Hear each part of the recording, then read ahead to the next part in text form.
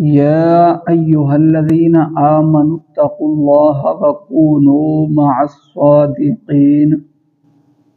ترجمہ: اے ایمان والو، اللہ سے ڈرو اور سچوں کے ساتھ ہو جاؤ۔ وَكُونُوا مَعَ الصَّادِقِينَ، اور سچوں کے ساتھ ہو جاؤ، یعنی ان لوگوں کے ساتھ ہو جاؤ جو ایمان میں سچے ہیں، مخلص ہیں، رسول اکرم صلی اللہ علیہ وآلہ وسلم کی اخلاص کے ساتھ تصدیق کرتے ہیں۔ حضرت سعید بن جبیر رضی اللہ عنہ کا قول ہے کہ صادقین سے حضرت ابوبکر اور عمر رضی اللہ عنہما مراد ہیں۔ ابن جریج کہتے ہیں کہ اس سے مہاجرین مراد ہیں۔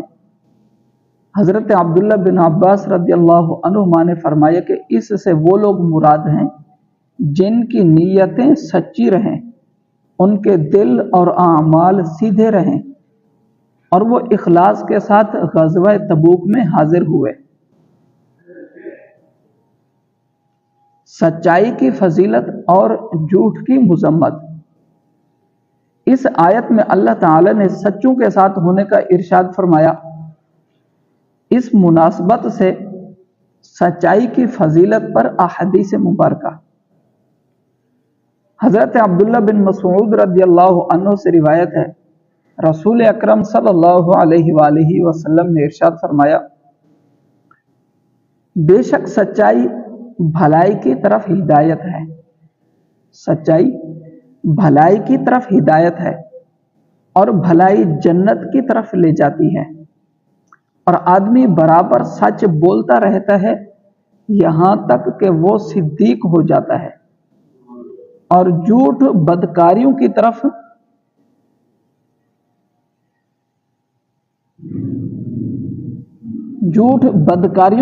لے جاتا ہے، اور بدکاریاں جہنم میں پہنچاتی ہیں، اور آدمی برابر جھوٹ بولتا رہتا ہے یہاں تک کہ وہ اللہ کے نزدیک کذاب لکھ دیا جاتا ہے۔ کذاب یعنی جھوٹا لکھ دیا جاتا ہے۔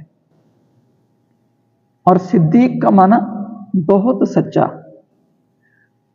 حضرت سمرہ بن جندب رضی اللہ عنہ سے روایت ہے، نبی کریم صلی اللہ علیہ وآلہ وسلم نے ارشاد فرمایا، میں نے دیکھا کہ دو شخص میرے پاس آ کر کہنے لگے کہ جس شخص کو آپ نے شب معراج دیکھا کہ اس کے جبڑے چیرے جا رہے تھے، وہ بہت جھوٹا آدمی ہے۔ ایسی بے پرکی اڑاتا تھا کہ اس کا جھوٹ اطراف عالم میں پھیل جاتا تھا، بس قیامت تک اس کے ساتھ یہی کیا جاتا رہے گا، یعنی اس کے جبڑے بار بار چیرے جاتے رہیں گے۔ حضور نے معراج کی رات دیکھا کہ ایک شخص ہے، ایک فرشتہ کینچی سے اس کے ادھر سے جبڑا کاٹتا ہے، یہ گال، دوسری طرح ادھر سے پھر ادھر سے کاٹتا ہے۔ جب ادھر سے کاٹتا ہے تو ادھر والا پہلے کی طرح برابر ہو جاتا ہے، پھر وہ جب یہ پہلے کی طرح ہو جاتا ہے پھر وہ اس کو کاٹتا ہے، جب ادھر کاٹنے لگتا ہے تب پہلے والا واپس اسی طرح ہو جاتا ہے، پھر وہ اس کو کاٹتا ہے۔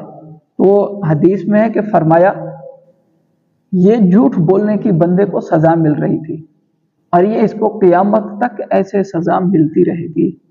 استغفر اللہ، جھوٹ بولنے کی کتنی سخت سزا ہے۔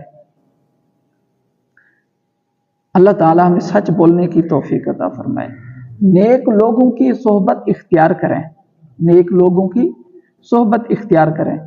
اس آیت سے نیک لوگوں کی صحبت میں بیٹھنے کے بھی ثبوت ملتا ہے، کیونکہ ان کے ساتھ ہونے کی ایک صورت ان کی صحبت اختیار کرنا بھی ہے، اور ان کی صحبت اختیار کرنے کا ایک اثر یہ ہوتا ہے کہ ان کی سیرت اور کردار اور اچھے اعمال دیکھ کر خود کو بھی گناہوں سے بچنے اور نیکیاں کرنے کی توفیق مل جاتی ہے، اور ایک اثر یہ ہوتا ہے کہ دل کی سختی ختم ہوتی ہے، اور اس میں رقت اور نرمی محسوس ہوتی ہے دل میں۔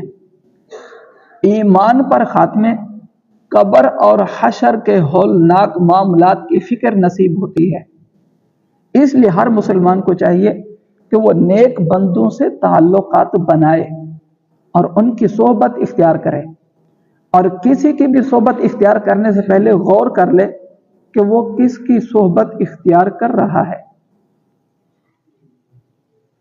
इसकी तरगीब से मुताल्लिक हजरत अबू हुरैरा रज़ी अल्लाहु अन्हु से रिवायत है, हुजूर सल्लल्लाहु अलैहि वसल्लम ने इरशाद फरमाया,